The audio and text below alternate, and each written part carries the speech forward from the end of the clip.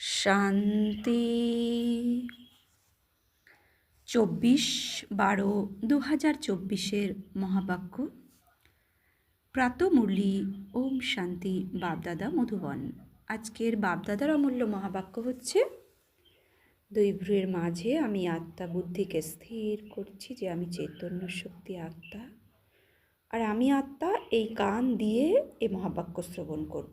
আমি আত্মা এই কান দিয়ে মহাবাক্য শ্রবণ করব। আর মস্তকটার মহাজ্যোতি পরমাত্মার শক্তির কিরণ রিমঝিম রিমঝিম করে আমি আত্মার মধ্যে বর্ষাচ্ছে এই অনুভব করব। আজকের বাপদাদার অমূল্য মহাবাক্য হচ্ছে, মিষ্টি বাচ্চারা অপার খুশি বা নেশায় থাকার জন্য দেহ অভিমানের ব্যাধিকে দূর করে প্রীত বুদ্ধি হও, নিজের আচার আচরণ সংশোধন করো। মিষ্টি বাচ্চারা অপার খুশি বা নেশায় থাকার জন্য দেহ অভিমানের ব্যাধি, বর্তমান সময় বড় ব্যাধি কোন ব্যাধি? দেহ অভিমান, অর্থাৎ আমি নাম, আমি রূপ, আমি রোল, আমি এই পজিশন, এই সবে আমি আটকে আছি। না আমি এই চামড়া, না আমি এই নাম, না আমি এই পরিবারের রোল, না আমার কোনো পজিশন। আমি এই দেহরূপী মন্দিরের মধ্যে দুই ভ্রুকুটি সিংহাসনে অবস্থানকারী চৈতন্য শক্তি অজর অমর অবিনাশী আত্মা। এই বোধে স্থির হয়ে যেতে হবে। আর দেহ অভিমানের ব্যাধিকে দূর করে প্রীত বুদ্ধি হও, অর্থাৎ ঈশ্বরের প্রতি প্রীত বুদ্ধি। আর যে বিপরীত বুদ্ধি সে পাণ্ডব, কৌরব। তো পাণ্ডব মানা ঈশ্বরের প্রতি প্রীত বুদ্ধি, আর কৌরব মানা ঈশ্বরের প্রতি বিপরীত বুদ্ধি। তো আমরা কারা এখন? সবাই পাণ্ডব, সবাই অর্জুন, যে ভালো কথা অর্জন করছি, ঈশ্বরের প্রতি প্রীত লেগে প্রীত আছে, তাই আমরা পাণ্ডব। নিজের আচার আচরণ সংশোধন করো। প্রশ্ন, কোন বাচ্চাদের জ্ঞানের উল্টো নেশা চড়তেই পারে না, অর্থাৎ ভুল নেশা? উত্তরে ভগবান বলছেন, যারা বাবাকে যথার্থভাবে জেনে স্মরণ করে, সে নিরাকার মহাজ্যোতি পরমাত্মা স্বরূপ, এই রূপে, এটা হচ্ছে তার যথার্থ স্বরূপ, এইভাবে জেনে তাকে যে স্মরণ করে, অন্তর থেকে বাবার মহিমা করে, যাদের পড়ার প্রতি সম্পূর্ণ মনোযোগ রয়েছে, তাদের জ্ঞানের উল্টো নেশা চড়তে পারে না। যে বাবাকে সাধারণ মনে করে, সে বাবাকে স্মরণ করতে পারে না। তো বিশ্বের রচয়িতা, অর্থাৎ সৃষ্টির রচয়িতা স্বয়ং ভগবান, সে এসেছে আমাদের পড়াতে। তো তাকে যথার্থ রূপে যে জানে, তাকে সাধারণ বলে মনে করে না, সাধারণ মনে করলে তাকে স্মরণ করতে পারে না। যদি স্মরণ করে তবে সমাচারও বাবাকে অবশ্যই দেবে। বাচ্চা যদি সমাচার না দেয়, তখন বাবাও মনে মনে ভাবেন যে বাচ্চা মূর্ছিত হয়ে গেল না তো, অজ্ঞান হয়ে গেল না তো। হ্যাঁ, যদি কোনো বাচ্চা তার বাবাকে বাবা বাবা বলে ডাক না দেয়, সাড়া না দেয়, অর্থাৎ জিজ্ঞাসা না করে বাবা, বা কোনো আওয়াজ না করে, তাহলে কি মনে হবে? সে অজ্ঞান হয়ে গেছে। তো কোনো এই ঈশ্বরের সন্তান, আমরা ঈশ্বরীয় সন্তান, আমরা যদি কখনো যোগের মাধ্যমে ঈশ্বরের সাথে কানেকশান না জুড়ি, তার সাথে যোগ না লাগাই, তাহলে কি হবে? বাবা কি ভাববেন যে বাচ্চা মূর্ছিত তো হলো না, অজ্ঞান তো হয়ে গেল না। তো সেই জন্য আমাদের কি করতে হবে? যোগের মাধ্যমে বাবার সাথে যোগাযোগ রাখতে হবে। তো যোগ মানে কি? যোগাযোগ। তো মন আর বুদ্ধির দ্বারা তার সাথে যোগাযোগ, বুদ্ধির তার সাথে জুড়তে হবে, তবে সে বুঝবে না বাচ্চা অজ্ঞান হয়নি, জ্ঞানও তো আছে। ওম শান্তি। বাবা বসে বসে বাচ্চাদের বোঝান, বাচ্চারা যখন নতুন কেউ আসে তখন তাদের প্রথমে সসীম অর্থাৎ অসীম, সসীম অর্থাৎ হাদ লিমিট, আর অসীম অর্থাৎ বেহাদ অর্থাৎ আনলিমিটেড, দুজন পিতার পরিচয় দাও। বাচ্চারা বলছে যখন নতুন কেউ আসে তাদের প্রথম দুজন পিতার পরিচয় দাও। অসীম জগতের বাবা অর্থাৎ অসীম জগতের আত্মাদের বাবা, যিনি নিরাকার মহাজ্যোতি পরম পিতা পরমাত্মা, সমস্ত আত্মাদের পিতা। আর পার্থিব জগতের বাবা, যা প্রত্যেকের জীব আত্মাদের আলাদা আলাদা হয়ে থাকে, অর্থাৎ যে এই শরীরকে জন্ম দেয়, সে হচ্ছে পার্থিব জগতের পিতা। সে হচ্ছে সীমিত জগতের পিতা, যে প্রত্যেকবার শরীর পরিবর্তন হয়, প্রত্যেকবার বাবা মেলে। লৌকিক পিতা, যে এই দেহের জন্ম দেয়, পার্থিব জগতের পিতা, যা প্রত্যেকে জীবাত্মারা আলাদা আলাদা হয়ে থাকে। এই নলেজও সকলে এরকমভাবে ধারণ করতে পারে না। এক বলছে কেউ 1%, কেউ 95% ধারণ করে, যে আমার আত্মাদের পিতাকে, আমার আত্মার পিতাকে, পরমাত্মা। তো কোনো বাচ্চা যখন হারিয়ে যায়, তার নিজের বাবা যে রাজা, সেই রাজা, অথচ সে বাচ্চা তার পিতার পরিচয় জানে না। সে গরিব ঘরে সন্তান নেয়, সেই সন্তান গরিব ঘরেই থাকে, ভাবে এটাই আমার বাবা, এটাই আমার পরিচয়, কিন্তু সে জানেই না যে তার পিতা একজন মহারাজা। তো যখন তার পিতার সাথে পরিচয় হবে, তখন কেমন অনুভব হবে যে তার রাজা বাবা, বিশ্বের মহারাজা তার পিতা, তাহলে তার সমস্ত দুঃখ ঘুচে যাবে। তো আমরাও এতদিন আমরা জানতাম না যে আমাদের আত্মাদের পিতাকে স্বয়ং ভগবান, পরম পিতা, পরমাত্মা। তো সেই বাচ্চা যখন জানবে আমি এতদিন গরিব ঘরে রয়েছি আর ভাবছি গরিব সন্তান, কিন্তু যখন তার পরিচয় পাবে তার পিতার, যে তার পিতা একজন মহারাজা, তখন সেই মহারাজার সমস্ত প্রপার্টির মালিক সে হবে, হবে না? তো ঠিক তেমনই আমরাও এখন জেনেছি যে আমাদের আত্মাদের পিতা, এই সৃষ্টির রচয়িতা স্বয়ং ভগবান। তো স্বয়ং ভগবান তার সমস্ত সম্পত্তির মালিক আমরা হয়েছি। তো ভগবানের সম্পত্তি কি? জ্ঞান, গুণ, শক্তি, আনন্দ, প্রেম, পবিত্রতা। তো সর্বদা এগুলো আমাদের ন্যাচারাল রূপে আমাদের প্রপার্টি হবে। তো সেগুলো চেক করতে হবে। আমরা ও সৃষ্টির রচয়িতা স্বয়ং ভগবানের সন্তান হয়েছি। প্রথম পরিচয় ভগবান আমাদেরকে দিয়েছে, তুমি চৈতন্য শক্তি আত্মা, আর আত্মা অনুভব করতেই আমরা পরমাত্মার কোলে অনুভব করেছি। তো তাই বাবা বলছে ও তো অসীম জগতের পিতা হলো না, অসীম জগতের পিতা, তার সম্পত্তিও অসীম, আর তার সন্তান যখন হবে তাহলে আমাদের কোনো দুঃখ অশান্তি থাকবে না। তো এরকম নিজেকে মনে করতে হবে। তাই বাবা বলছেন প্রজাতে কেউ এভাবে 1% জানে, কেউ 95% ধারণ করে। তো ভগবানকে যে 1% জানে, তাকে ভগবানের সম্পত্তির 1% সম্পত্তির মালিক হয়। আর যে ভগবানকে 95% হিসাবে জানে, সে ভগবানের 95% প্রপার্টির মালিক হয়। এ তো বোঝার মতো কথা। সূর্যবংশী চন্দ্রবংশী কুল থাকবে, তাই না? তো সূর্যবংশী অর্থাৎ সত্যযুগ, সূর্য অর্থাৎ নারায়ণ বংশ, সূর্য নারায়ণ অর্থাৎ সত্যযুগ। আর চন্দ্রবংশী অর্থাৎ রামচন্দ্র অর্থাৎ ত্রেতা যুগ, ত্রেতা অর্থাৎ চন্দ্রবংশী অর্থাৎ রামের কুল। তো থাকবে সত্যযুগ আর ত্রেতা যুগ, তাই না? রাজা রানী যেমন প্রজাও তেমন থাকবে, যেমন রাজা রানী প্রজাও তেমন। প্রজাতে সব রকমের মানুষ থাকে, প্রজা অর্থাৎ প্রজাই। বাবা বোঝান যে এ হলো পঠন পাঠন, প্রত্যেকেই নিজের নিজের বুদ্ধি অনুযায়ী পড়ে। একই জ্ঞানকে সে তার বুদ্ধি অনুসারে একরকম ভাবছে, আর একজন ওই জ্ঞানকে বুদ্ধি অনুসারে সে যথার্থভাবে নিচ্ছে। নইলে ভগবান এসে পড়া তো একই পড়া পড়াচ্ছে সবাইকে, তাই না? কিন্তু পদ বিভিন্ন বিভিন্ন কেন হচ্ছে? তো জ্ঞানকে যে যেভাবে ধারণ করছে সেই অনুসারে তার পদ আর মর্যাদা হবে সত্যযুগে। কিন্তু টিচার হিসাবে সে পড়াচ্ছে, সবাইকে সমান পড়া পড়াচ্ছে, তাই না? তেমনই পদ আলাদা আলাদা হবে তার বুদ্ধির ধারণা হিসাবে। তো বুদ্ধি অনুযায়ী সে পড়ে। প্রত্যেকেরই নিজের নিজের পাঠ রয়েছে। যে কল্পপূর্বে যতটা জ্ঞান ধারণ করছে, এখনও ততটাই করবে। অর্থাৎ এই জ্ঞানকে, এই মহাবাক্যকে যে স্বয়ং ভগবানের মহাবাক্য বলে অ্যাটেনশনপূর্বক পড়বে, তার ধারণাও শ্রেষ্ঠ হবে, আর তার ধারণার আধারে কর্ম শ্রেষ্ঠ হবে, আর কর্মের আধারেতে পরবর্তী জন্ম শ্রেষ্ঠ হবে। তো ঠিক তেমনই ভগবান আমাদের পড়াচ্ছেন। আর কেউ পড়াচ্ছে, পড়ছি, মল্লি শুনছি, ঠিক আছে। আর কেউ অ্যাটেনশনপূর্বক পড়বে, শুনবে, আবার ধারণাও করবে। তো এইভাবে পার্ট প্লে হয় কর্মের আধারে। সে যেরকম ভাবে ভগবানকে নেবে, ভগবানের মহাবাক্যকে নেবে, সেরকম তার ধারণা হবে। তাই বাবা বলছেন ধারণ করেছে, এখনও ততটাই করবে। তো 5000 বছর আগে, এই চক্র তো 5000 বছরের সত্য ত্রেতা দাপর কলি এভাবে রিপিটেশন হয়। তো 5000 বছর আগেও সঙ্গম যুগ এসেছে। ওই সময় যে যেরকমভাবে জ্ঞান ধারণ করেছে, এখনও সেভাবেই করবে। পড়াশুনো কখনো গুপ্ত থাকতে পারে না, পড়াশুনো অনুসারেই পদপ্রাপ্ত হয়। বাবা বোঝান ভবিষ্যতে পরীক্ষাও হবে, পরীক্ষা ব্যতীত ট্রান্সফার হতে পারে না। তো লৌকিক জগতেও পরীক্ষা ছাড়া বুঝবে কী করে যে ও পাশ করলো, কত নাম্বার পেলো? তো প্র্যাকটিক্যালি পেপার্স এখানে আমাদের পরিস্থিতি। তো আমি ভগবানের সন্তান, ভগবান অষ্টশক্তি আর 7টা গুণের আধারে আমি পরিপূর্ণ হয়ে গেছি, আমি সব কিছু জানি, আমি সব, আমার মধ্যে সব শক্তি আছে। এবার ভগবান পরীক্ষা কী করে নেবে?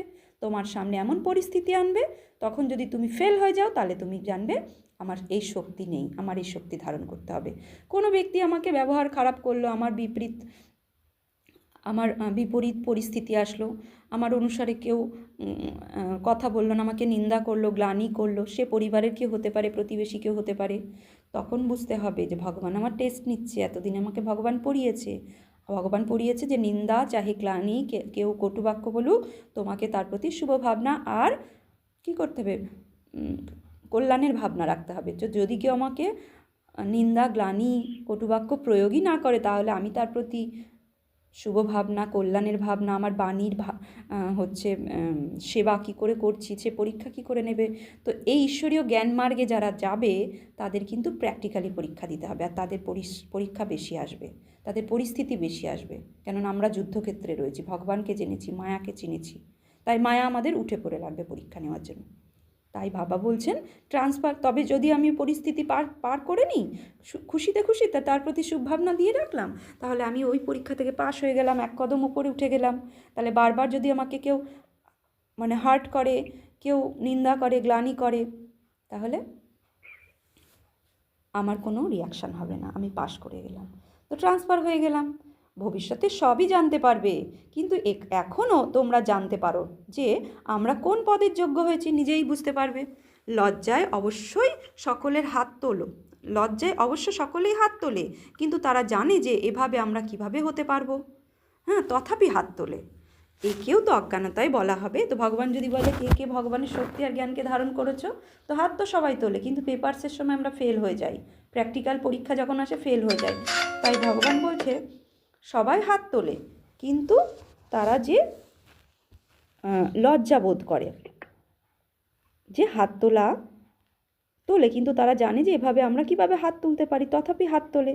তো এটা অজ্ঞানতাই হলো, তাই না? তো ভগবান বলছে অজ্ঞানবশত হাত তোলে। আচ্ছা, তো সেটাকে অজ্ঞানই বলা হবে। তো ভগবান বলছে সেটা তথাপি অজ্ঞান। বাবা তো তৎক্ষণাৎ বুঝে যান যে এর থেকে বেশি বুদ্ধি তো লৌকিক স্টুডেন্টদের থাকে। ওরা মনে করে যে আমরা স্কলারশিপ পাওয়ার যোগ্য নই, পাশ করতে পারবো না। তারা বোঝে যে টিচার যা পড়াচ্ছে তাতে আমরা কত মার্কস পাবো, এমন কি বলবে যে আমি পাস উইথ অনার হব। এখানে তো অনেক বাচ্চাদের মধ্যে এতটুকু বুদ্ধি নেই যে দেহ অভিমান অনেক, যদিও তারা এসেছে এমন অর্থাৎ দেবতা হওয়ার জন্য, কিন্তু চাল চলন তো এমন নেই। তো ভগবান বলছে দেবী দেবতার হওয়ার স্কুলে পড়ছি, তো আমার চলনে তো সেরকম দেখাতে হবে না। তো আমার লক্ষ্য কি দেবী দেবতা সমান হওয়া, অর্থাৎ লক্ষ্মী নারায়ণ সমান হওয়া, তাহলে আমার লক্ষণও সেরকম হবে চাল চলনে। তো ভগবান বলছে চাল চলন তো এমন নেই। বাবা বলেন বিনাশকালে বিপরীত বুদ্ধির কারণ হলো নিয়ম অনুসারে সঠিকভাবে বাবার সাইপ্রীতি নেই, বাবার সাথে প্রীত নেই, তাই বাবার দেওয়া নিয়ম আর মর্যাদার উল্লঙ্ঘন করে, অর্থাৎ আচরণে বাবার দেওয়া শ্রীমতের আধারে আমরা চলতে পারি না। তো বল, ব্যবহার, আচরণ, মনের ভাব, দৃষ্টি, বৃত্তি, স্থিতি সবই ঈশ্বরীয় মতে চলতে হবে। বাচ্চারা, বাবা তোমাদের বোঝান যে বিনাশকালে বিপরীত বুদ্ধির যথার্থ অর্থ কী। বাচ্চারাই পুরোপুরি বুঝতে পারে না, তাহলে ওরা কি করে বুঝবে? বাবাকে স্মরণ করাই হলো গুপ্ত কথা। পড়া অর্থাৎ জ্ঞান তো গুপ্ত নয়, তাই না? নম্বরে তো আমরা যখন বাবাকে স্মরণ করি সেটা গুপ্ত, কিন্তু জ্ঞান গুপ্ত নয়। তাই নম্বরের অনুযায়ী পঠন পাঠন হয়। সকলে এইভাবে কি পড়বেন না পড়বে না। বাবা জানেন এখনও এরা বেবি অর্থাৎ বাচ্চা, এমন অসীম জগতের বাবাকে 3-4 মাস স্মরণও করে না। কিভাবে জানা যাবে যে স্মরণ করে? বাবাকে পত্র পর্যন্ত লেখে না যে বাবা আমি কিভাবে চলছি, কি সার্ভিস করছি। বাবার বাচ্চাদের জন্য কত চিন্তা থাকে যে কোথাও বাচ্চা অজ্ঞান হয়ে গেল না তো। আমরা যখন বাবার সাথে যোগাযোগ রাখি না, অর্থাৎ মন আর বুদ্ধির বলের দ্বারা বাবার সাথে যুক্ত হই না, তখন ভগবানও চিন্তা করে যে বাচ্চা অজ্ঞান হয়ে গেল না তো, কোথাও বাচ্চা মরে যায়নি তো। লৌকিক বাবাও এরকম চিন্তন করে যদি সে বাচ্চা তার সাথে যোগাযোগ ছিন্ন করে। হাত ছেড়ে দেওয়া, অর্থাৎ কেউ বাবাকে কত সেবা সমাচার লেখে, অর্থাৎ হাত মানে কি ঈশ্বরীয় মত, শ্রীমত। ভগবান যে রোজ আমাদের গাইড করছেন, ওটাকে ছেড়ে দেওয়া মানে ভগবানের হাত ছেড়ে দেওয়া। তাই দৃঢ়তাপূর্বক 2 সংকল্প, বাবার হাত আর সাত আমি কখনো ছাড়বো না। তো বাবার হাত অর্থাৎ শ্রীমত, আর সাত অর্থাৎ বাবা আমার সাথে আছে, স্মরণে বাবাকে সাথে করো আর শ্রীমতের আধারে চলো, তবে বাবার তো স্বয়ং ভগবানের হাত আর সাথ যদি আমরা চলি, আমাদের কখনো কি হোঁচট খেতে হবে না। তাই বলছে যে হাত ছেড়ে দেওয়া। তো কেউ তো বাবাকে কত সেবা সমাচার লেখে, বাবাও বোঝেন যে এই বাচ্চারা জীবিত, তো বাবাকে মাঝে মধ্যে চিঠি লিখতে হয়। তো কেউ কাগজ পেন দিয়ে চিঠি লেখে, আবার কেউ মন বুদ্ধি দিয়ে ঈশ্বরের চিন্তন করে, বাবাকে চিঠি লেখে, বাবার সাথে কথা বলে। তো সেবাধারী বাচ্চারা কখনো গুপ্ত থাকতে পারে না। বাবা তো প্রত্যেক বাচ্চার হৃদয়ের কথা জানেন যে কোন বাচ্চা কেমন। দেহ অভিমানের রোগ বড় করা, বাবা মুরলির মাধ্যমে বোঝান। অনেকের তো আবার জ্ঞানের উল্টো নেশা চড়ে, অহংকার চলে আসে, তখন আর স্মরণ করে না, পত্রও লেখে না। তাহলে বাবাও তখন স্মরণ কিভাবে করবেন? তো স্মরণে স্মরণ মেলে। তো যে ভগবানকে স্মরণ করে তাকেও ভগবান স্মরণ করে। তাই বলছে যে স্মরণের দ্বারাই স্মরণ মিলিত হয়। বাচ্চারা, তোমরা এখন বাবাকে যথার্থভাবে জেনেই স্মরণ করো। অন্তর থেকে মহিমা করে অনেক বাচ্চারা বাবাকে সাধারণ মনে করে, তাই স্মরণ করে না। ভগবানকে পাওয়ার পরে সাধারণ মনে করে, স্মরণ করে না। তো বাবা কি কোনো আড়ম্বরাদি দেখাবেন? না, দেখাবেন না। ভগবান উবাচু, আমি তোমাদের বিশ্বের রাজত্ব প্রদান করার জন্য রাজযোগ শেখাই। তোমরা কি বোঝো যে আমরা বিশ্বের রাজত্ব নেওয়ার জন্য অসীম জগতের বাবার কাছে পড়ছি? এই নেশা যদি থাকে তবে অগাধ খুশির পারদ সর্বদা চড়ে থাকবে। গীতা পাঠকারীরা অবশ্যই বলে, শ্রীকৃষ্ণ ভগবান উবাচু, আমি রাজযোগ শেখাই। ব্যাস, তাদের রাজত্ব পাওয়ার খুশি কি থাকবে? না, থাকবে না। গীতা পড়ে, শোনায় আর নিজের কাজকর্মে পুনরায় লেগে পড়ে, তো নিরন্তর যোগী হতে পারে না। তো গীতাতে বলেছে কর্মযোগী হতে, অর্থাৎ ভগবান উবাচু, অর্থাৎ পরমপিতা পরমাত্মা যে ভগবান নিরাকার মহাজ্যোতি, সেই জ্ঞান দিচ্ছেন যে কর্ম করতে করতে স্মরণের যাত্রায় থাকো আমার, তবে কর্মযোগী হবে। কিন্তু সাধারণ মানুষ কী করে? গীতা পড়ে, শোনায়, আবার কাজকর্মে লেগে পড়ে। তোমাদের বুদ্ধিতে এখন রয়েছে যে আমাদের অসীম জগতের বাবা পড়ায়। তো হাত দিয়ে কাজ করো আর মন দিয়ে সর্বদা বাবার স্মরণ করো, এটাই শ্রীমদ্ ভগবদ্ গীতার কথা। তাই অসীম জগতের বাবা আমাদের পড়াচ্ছেন। তাদের এমন কথা বুদ্ধিতে আসবে না। তাই প্রথমে যখন কেউ আসবে তখন তাদের দুজন পিতার পরিচয় দাও। বলো, ভারত স্বর্গ ছিল, এখন নরক হয়ে গেছে। এ হলো কলিযুগ, একে কি স্বর্গ বলবে? না, বলবে না। এমন তো বলবে না যে সত্যযুগেও আছি, কলিযুগেও আছি। কেউ দুঃখ পেলে বলে নরকে রয়েছি, সুখে থাকলে বলে স্বর্গে আছি। এমনও অনেকে বলে যে দুঃখী মানুষ নরকে রয়েছে, আমরা তো এখন অনেক সুখে বসে রয়েছি, মহল মটর আদি রয়েছে, মনে করে আমরা তো স্বর্গে আছি। তো ভগবান বলছে পার্থিবীয় জিনিস, যা সুখ আচ্ছাদন রয়েছে, মোটর গাড়ি, হ্যাঁ, কারো ঘরে তো হেলিকপ্টারও থাকে, বড় বড় মহল থাকে, তো তারা মনে করে আমরা স্বর্গে রয়েছি। স্বর্ণযুগ আর লৌহযুগ সব একই ব্যাপার, এরকম বলে তারা। তাই সর্বপ্রথমে দুজন পিতার পরিচয় দাও, দেহের পিতা আর আত্মার পিতাকে।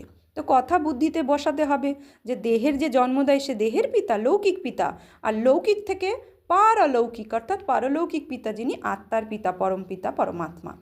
তো স্বয়ং বাবাই নিজের পরিচয় দেন পরমধাম থেকে এসে। তিনি সর্বব্যাপী কিভাবে হতে পারেন? লৌকিক পিতাকে কি সর্বব্যাপী বলবে? এখন তোমরা চিত্রতে দেখাও যে আত্মা এবং পরমাত্মার রূপ তো একই, এর মধ্যে কোনো পার্থক্য নেই। আত্মা পরমাত্মা কোনো ছোট বড় হয় না, সবাই আত্মা, তিনিও আত্মা। তো তিনি সদা পরমধামে থাকেন, সেই জন্য তাকে পরমাত্মা বলা হয়। তো তিনি আত্মা যেমন পরমাত্মা একই রূপ, কিন্তু গুণের ভেদ আছে। হ্যাঁ, তিনিও জ্যোতিস্বরূপ, আমি আত্মা জ্যোতিস্বরূপ, কেননা আমার পিতাও পরম জ্যোতি, আমিও আত্মা জ্যোতি। কিন্তু সে পরম জ্যোতি অর্থাৎ তার জ্যোত, তার তেজ আর তার শক্তির আর আত্মার শক্তির মধ্যে আকাশ পাতাল তো পার্থক্য আছে, তাই না? পার্থক্য আছে। তো তার সাথে আমি জ্যোত, তার সাথে পরমাত্মার সাথে যোগ লাগালে আমার জ্যোত অর্থাৎ আত্মার জ্যোতি বৃদ্ধি পায়, আমার শক্তি বৃদ্ধি পায়। তো আত্মা যদি, পরমাত্মা যদি সর্বব্যাপী হবে তাহলে তাকে পরমধাম নিবাসী কী করে বলবো? সে পরমধামে থাকে বলেই তো তার দিকে আমরা উপরের দিকে তাকাই যখন দুঃখ আর অশান্তি আসে, সেই জন্য তাকে পরমাত্মা বলা হয়। শুধুমাত্র তোমরা আত্মারা যেভাবে আসো সেভাবে আমি আসি না। তো আমরা আত্মা কী করি? গর্ভে প্রবেশ করি। হ্যাঁ, গর্ভে প্রবেশ করে ছোট শিশুর থেকে বড় হয়ে এভাবে আমাদের জন্ম হয়। কিন্তু পরমধাম নিবাসী পরমাত্মা ওভাবে গর্ভে আসে না, কোনো যোনিতে আসে না, সে নিরাকার। সেই জন্য শ্রীমদ্ ভগবদ্ গীতাতেও বলেছে অজহপি, অজর, অমর, অব্যয় আত্মা আমি, আমার ব্যয় নেই। ভূতগণের ঈশ্বর আমি। তো আমি এভাবে প্রবেশ করি না। জ্ঞানযোগে ওই জন্য বলছে মূঢ়মতি আমাকে চিনতে পারে না। আমি অজন্মা অর্থাৎ জন্ম রহিত, তাই দেহধারীগণ আমাকে বুঝতে পারে না। তো শুধুমাত্র তোমরা আত্মারা যেভাবে আসো সেভাবে আমি আসি না, আমি অন্তিম সময়ে এই শরীরে এসে প্রবেশ করি। এই কথা কোনো বাইরের মানুষ বুঝতে পারে না। বিষয় অত্যন্ত সহজ, পার্থক্য শুধু এটাই যে বাবার বদলে বৈকুণ্ঠবাসী কৃষ্ণের নাম দিয়ে দিয়েছে, গীতাতে কৃষ্ণের নাম দিয়ে দিয়েছে, কিন্তু কৃষ্ণের মধ্যে যে ভগবৎ শক্তি পরমপিতা পরমাত্মা, তো সেটা জানে না। কৃষ্ণকে বৈকুণ্ঠ থেকে নরকে এসে রাজযোগ শিখেছে। বলছে কৃষ্ণ কি বৈকুণ্ঠ থেকে নরকে এসে রাজযোগ শিখেছে? কৃষ্ণ কিভাবে বলতে পারে যে দেহ সহ দেহের সকল ধর্ম ভুলে মামেকাম স্মরণ করো? সে তো নিজেই দেহ ধারণ করে। যে দেহধারী সে কখনোই বলবে না দেহকে ভোলো। তো দেহ নেয় না, যে সে পরম জ্যোতি পরমাত্মা, সে বলতে পারে যে সর্বধর্মান্য পরিত্যাজ মাম একম শরণাম ব্রজ, দেহ সহিত দেহের সর্বধর্ম ভোলো। নইলে আমি যদি দেহকে দেহ ভাবি, তাহলে আমি দেহের সাথে রিলেটেড কোনো দেহকেই আমি ভুলতে পারবো না। তাই আগে আবার নিজের দেহকে ভোলার প্র্যাকটিস করতে হবে। আমি চৈতন্য শক্তি আত্মা, এই শরীররূপী বস্ত্র ধারণ করে আছি, তাই ভগবান বলেছে আগে দেহ সহিত দেহের সর্বধর্ম পড়ে। তো দেহ ভুলে গেলে দেহের সাথে সম্বন্ধিত সমস্ত ব্যক্তিও বস্তু সব কিছুই ভুলবো। তো তবে ভগবান স্মরণ আসবে। তো স্মরণ তো একজনই থাকে, না হয় কোনো ব্যক্তি কোনো বস্তু, না হয় ভগবান। তো ওগুলোকে যখন আমি ভাববো না, তখন ভগবান আমার স্মরণে টিকবে। তো দেহধারীকে স্মরণ করে পাপ কিভাবে খণ্ডিত হবে, তাই না? দেহধারীকে যদি স্মরণ করি, সেই দেহের যে আচরণ, তার ভাইব্রেশন, তার এনার্জি আমার কাছে আসবে। আর পরমাত্মাকে যদি বুদ্ধিতে বসিয়ে রাখি, তাহলে পরমাত্মার শক্তি, শান্তি, পবিত্রতা আমার কাছে আসবে। তাহলে নিজে নিজে চেক করতে হবে আমি কাকে স্মরণ করছি, আমার মনে কোন চিত্র আসছে স্মরণ করাতে, নিরাকারের চিত্র আসছে না কোনো দেহধারীর চিত্র আসছে। তো কৃষ্ণ তো ছোট শিশু, আর কোথায় আমি এক সাধারণ মানুষের বৃদ্ধ, অর্থাৎ পুরনো শরীরে আসি। নিরাকার মহাজ্যোতি, আমি পুরনো শরীরের মধ্যে প্রবেশ করি। কত পার্থক্য হয়ে যায়। এই একটি ভুলের কারণে সকল মানুষ পতিত, কাঙাল হয়ে গেছে। তো তার পিতাকে যখন ভুলে যায়, রাজা পিতা, তো সে কাঙাল হয়ে গেছে। সুখ দাও, শান্তি দাও, কি করি আমরা? বাবাকে ভুলে যাওয়ার কারণে ওর কাছে চেয়ে বেড়াই না?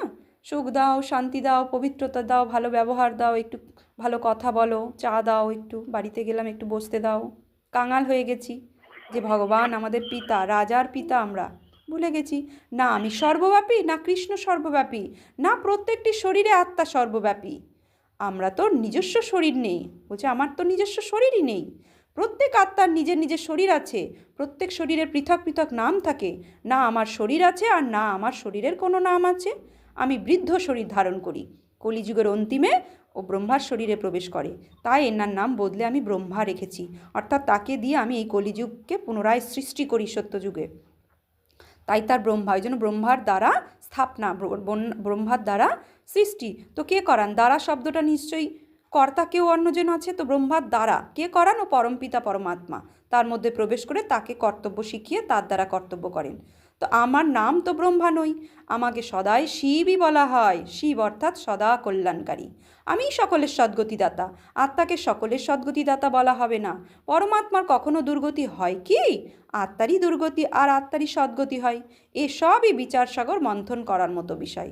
তাহলে তা না হলে অন্যদের কিভাবে বোঝাবে?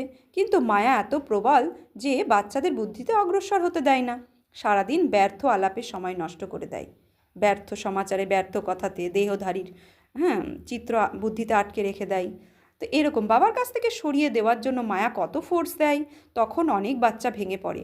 বাবাকে স্মরণ না করার জন্য অবস্থা অবিচল অটল হয় না। বাবা প্রতি মুহূর্তে খাড়া করিয়ে দেন, আর মায়া ফেলে দেয়। বাবা বলেন কখনো পরাজিত হয়েও না। প্রতি কল্পেই এমন হয়। এ কোনো নতুন কথা নয়। অন্তে মায়াজিত হয়েই যাবে। রাবণ রাজ্যকে সমাপ্ত হতেই হবে। পুনরায় আমরা নতুন দুনিয়ার রাজত্ব করব। প্রতি কল্পে মায়াজিত হয়েছি, অনেকবার নতুন দুনিয়ায় রাজত্ব করেছি। বাবা বলেন বুদ্ধিকে সদা ব্যস্ত রাখো ঈশ্বরীয় জ্ঞানে, তবেই সেফ থাকবে।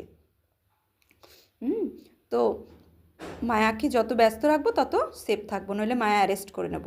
বুদ্ধিকে যদি রেস্ট দিই, তাহলে মায়া কিন্তু অ্যারেস্ট করবে। বাবার মহাবাক্য অব্যক্ত বাবা বাণী, বুদ্ধিকে করো যদি রেস্ট, তবে মায়া করে নেবে অ্যারেস্ট। তো একেই সদর্শন চক্রধারী বলা হয়। অর্থাৎ বুদ্ধিকে চালাতে হবে। আমি কি ছিলাম? সত্যযুগে দেবী দেবতা ছিলাম, এখন আমি কি হয়েছি? আমি এখন কলিযুগে সাধারণ মনুষ্য আত্মা হয়ে গেছি। দেবী দেবতা ছিলাম, তারপরে আমাকে এখন কি হতে হবে? ব্রাহ্মণ হয়েছি, ব্রহ্মজ্ঞান নিচ্ছি। আর ব্রাহ্মণ দেবতা, যে ব্রাহ্মণ হয় সেই দেবতা হয়। তো দেবতাদের সদর্শন চক্রধারী বলা যাবে না। প্রতি দুনিয়ার রীতি রেওয়াজ আর দেবী দেবতাদের রীতি রেওয়াজের মধ্যে অনেক পার্থক্য। মৃত্যুলোক নিবাসীরাই পতিত পাবন বাবাকে আহ্বান করে, আমাদের পতিতদের এসে পবিত্র করো, পবিত্র দুনিয়ায় নিয়ে চলো। তোমাদের বুদ্ধিতে রয়েছে যে আজ থেকে 5000 বছর পূর্বে নতুন দুনিয়া ছিল, যাকে সত্যযুগ বলা হয়। ত্রেতাকে নতুন দুনিয়া বলা যাবে না। বাবা বুঝিয়েছেন এটা হলো ফার্স্ট ক্লাস, এটা হলো সেকেন্ড ক্লাস। বাবা বলছেন এটা হলো ফার্স্ট ক্লাস, ওটা হলো সেকেন্ড ক্লাস। এক একটি কথা ভালোভাবে ধারণ করা উচিত, যেন কেউ এসে শুনে আশ্চর্য হয়ে যায়। কেউ কেউ আশ্চর্য হয়ে যায়, কিন্তু তাদের সময় নেই পুরুষার্থ করার। জ্ঞানকে সবাই ভালোবাসে, জ্ঞান শুনে আশ্চর্য হয়ে যায়, খুব ভালো, কিন্তু নিজেকে তৈরি করার সময় বের করতে পারে না। আবার শোনে যে পবিত্র তো অবশ্যই হতে হবে। এই কাম বিকারী মানুষকে পতিত করে, এর ওপরেই বিজয় প্রাপ্ত করো, তোমরা জগৎজিৎ হয়ে যাবে। তো কামেষু ক্রোধেষু রজগুণও সমদ্ভূত, কাম বিকার রজগুণ থেকে উদ্ভূত হয়। তো কাম হচ্ছে মহাশত্রু, গীতাতেও বলেছে। তো কামের ওপর বিজয় প্রাপ্ত করো। কামের সাথে ক্রোধ, লোভ, মোহ, অহংকার লেগে রয়েছে। তো কাম বিকারকে যদি আমি না বিনাশ করি, তাহলে আরও 4 জন সেও চলে আসবে আমার সাথে। তো কামরূপী মহাশত্রুকে আগে বিনাশ করো।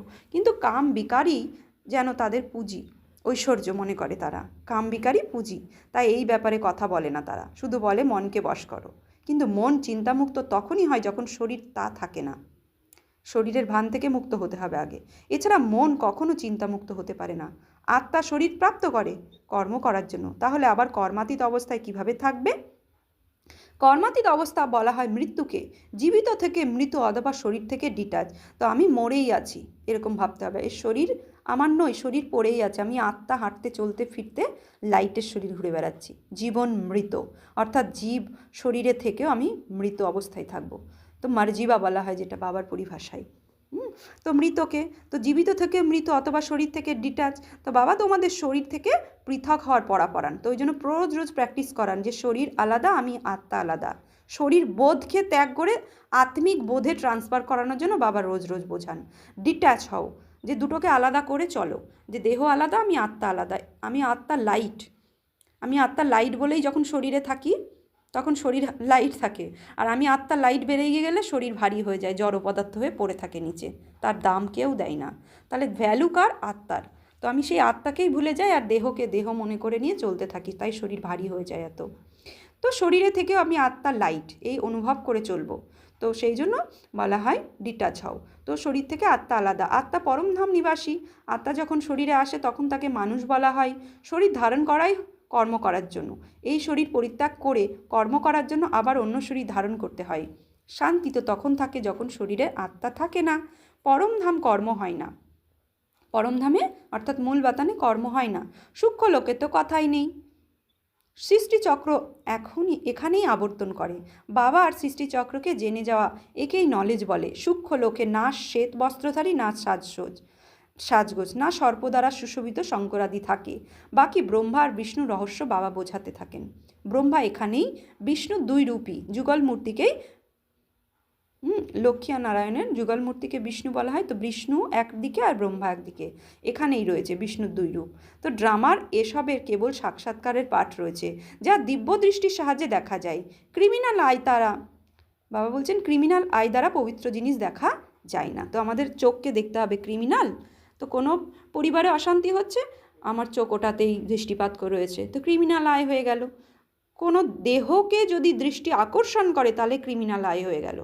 পবিত্র দেখতে হবে। তো দেহের মধ্যে পবিত্র কোনটা? 2 ভ্রুয়ের মাঝে জ্যোতিবিন্দু আত্মাকে দেখতে হবে। তার দিকে তাকিয়ে কথা বলছি, দেহকে দেখছি না 2 ভ্রুয়ের মাঝে আত্মাকে দেখছি। এর প্র্যাকটিস করতে হবে, তবে আমি পবিত্র হব। আমার চোখ ক্রিমিনাল থেকে সিভিল আই হবে। আচ্ছা, মিষ্টি মিষ্টি হারানিধি বাচ্চাদের প্রতি মাত পিতা বাপদাদার স্মরণে স্নেহ সুমন আর সুপ্রভাত। আত্মাদের পিতা তার আত্মারূপী বাচ্চাদের জানাচ্ছে নমস্কার। আমরা আত্মারূপী বাচ্চারা আত্মারূপী বাপদাদাকে জানাচ্ছি নমস্কার, সুপ্রভাত। ধন্যবাদ বাবা, অনেক অনেক ধন্যবাদ এত সুন্দর মুরলি শোনানোর জন্য। ধারণার জন্য মুখ্য সার: 1. নিজেকে সদা সেফ রাখার জন্য বুদ্ধিকে বিচার সাগরে মন্থন রাখতে হবে। সদর্শন চক্রধারী হয়ে থাকতে হবে। পরনিন্দা, পরচর্চা, নিজের সময় নষ্ট করো না। 2. শরীর থেকে ডিটাচ থাকার পড়া, যা বাবা আমাদের পড়ান তা পড়তে হবে। মায়ার ফোর্স থেকে বাঁচার জন্য নিজের স্থিতিকে অবিচল অটল বানাতে হবে, যে আমি চৈতন্য শক্তি আত্মা। বরদান: ব্রহ্মা বাবার সমান লক্ষ্যকে লক্ষণে নিয়ে এসে প্রত্যক্ষ স্যাম্পেলে হয়ে সকলের সহযোগী ভব। ব্রহ্মা বাবার সমান লক্ষ্যকে লক্ষণে নিয়ে এসে প্রত্যক্ষ স্যাম্পেল হয়ে সকলের সহযোগী ভব।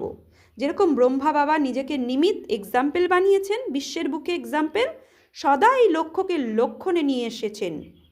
যে অর্জন করবে সেই অর্জুন। তো ভালো কথা অর্জন করে নিজের চরিত্রে নিয়ে এসেছে, তো সেই অর্জুন এর দ্বারা নম্বর 1 হয়েছেন ব্রহ্মা বাবা। তাই এরকম ফলো ফাদার করো, অর্থাৎ ব্রহ্মাকে ফলো করো। ব্রহ্মা কিভাবে নাম্বার 1 হয়েছে তাকে ফলো করো। কর্ম দ্বারা সদা স্বয়ং জীবনে গুণের মূর্তি হয়েছেন। শ্রেষ্ঠ কর্ম নিজের জীবনে ধারণ করে গুণের মূর্তি, নিজেই একটা মূর্তি তৈরি হয়ে গেছেন। তো সেভাবে আমাকে তার জীবন কাহিনী দেখতে হবে, আর আমাকে সেভাবে নিজেকেও গুণমূর্তি তৈরি হতে হবে। তো প্রত্যক্ষ স্যাম্পেল হয়ে অন্যদেরকে সহজেই গুণ ধারণ করার সহযোগ দাও, একে বলা হবে গুণ দান। তো প্রত্যেকটা কর্মেন্দ্রিয় দ্বারা অন্যকে গুণের দান করতে হবে, প্র্যাকটিক্যাল এক্সাম্পল হতে হবে অন্যদের। তাদের বলছে দানের অর্থই হলো সহযোগ দেওয়া। তো কি সহযোগ দেবে? গুণ, শক্তি, এগুলো দান করার সহযোগ দাও।